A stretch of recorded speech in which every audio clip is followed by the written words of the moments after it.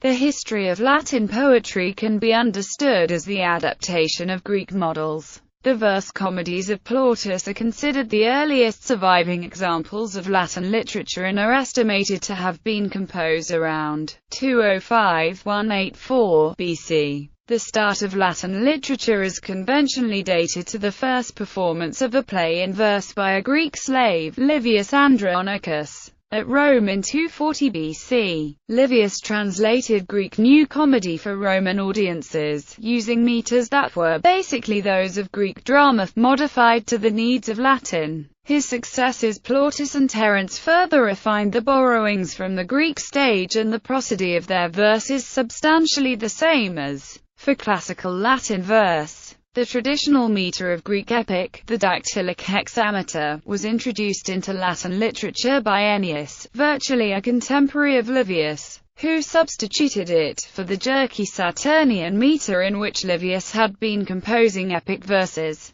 Ennius molded a poetic diction and style suited to the imported hexameter, providing a model for classical poets such as Virgil and Ovid. The late Republic saw the emergence of neoteric poets, notably Catullus, rich young men from the Italian provinces, conscious of metropolitan sophistication, and looking to the scholarly Alexandrian poet Callimachus for inspiration. Catullus shared the Alexandrians' preference for short poems and wrote within a variety of meters borrowed from Greece, including Aeolian forms such as hendecasyllabic verse, the Sapphic stanza and Greater Asclepiad, as well as iambic verses such as the colymbur and the iambic tetrameter catalectic. Horace, whose career crossed the divide between Republic and Empire, followed Catullus' lead in employing Greek lyrical forms, identifying with Alcaeus of Mytilene, composing alcaic stanzas, and also with Archilochus, composing poetic invectives in the iambus tradition. Horace was a contemporary of Virgil and, like the epic poet, he wrote verses in dactylic hexameter, but in a conversational and epistolary style.